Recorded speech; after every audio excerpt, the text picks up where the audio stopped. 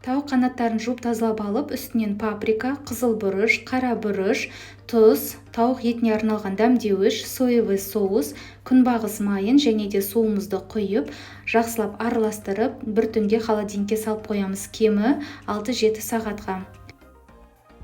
Етіміз дайын болғаннан кейін бір ыдысымызға су құямыз, үстінен жұмыртқаны жарып саламыз. Одан кейін бір ыдысымызға ұн, паприка және де тұз салып араластырамыз. Егерде әшіні ұнатсаңыздар, кейіпсегідей бір қасық ащы бұрыш қосасыздар, қызыл.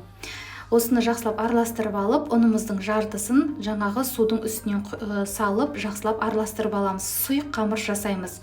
Орысша айтқанда кляр жасаймыз.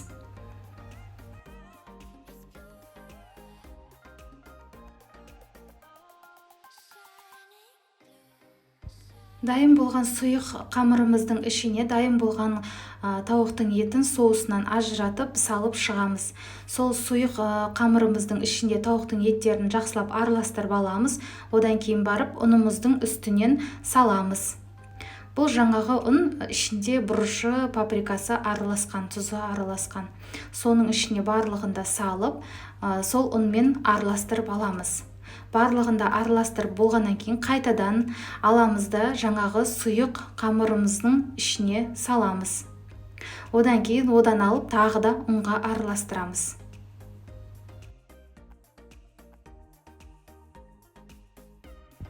Енді қызып тұрған майға салып, қызарғанша пісіріп аламыз. Менде 10-12 минуттың ішінде қызарып пісті.